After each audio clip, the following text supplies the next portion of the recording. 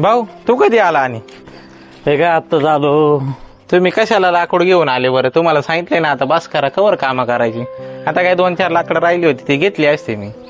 आता वय झाले, जरा आराम करायचा, कवर कामं करणार आहे तुम्ही? अरे बाबा तसं नाही, कारण का तर तू काम करीत असा, कारण मी आलो जर थोडं करू लागलो आणि करू लागलो त्याच्यामध्ये काय झालं, आता जोपर्यंत आमचा हातपाय चालला तर तोपर्यंतच आम्ही काम करणार आहे. आणि कोणालाही आपली मुलं आहे ना मोठी होण्यासाठी आहे ना आई बापाला वाटतं की त्याला थोडा हातभार लावावा.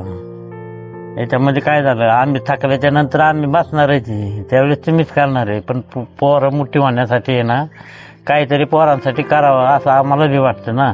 अहो भाऊ तुमचं बरोबर आहे, पण आता तुम्ही तरी किती दिवस काम करणार आहे? बस झालं आता, जेवढं गेलं तेवढं. चला इकडे या तुम्ही, पाणी घ्या इथं, बसा थोडा आराम करा, पाणी घ्या तुम्ही. आता वय झालं, किती दिवस काम करायचं? हे बघा मित्रांनो, बापाचं आपल्यावरती असलेलं प्रेम हे कधीच दिसत नाही, कारण आपला बाप आपल्यासाठी इतकं काही करतो ते कोणीच करू शकत नाही.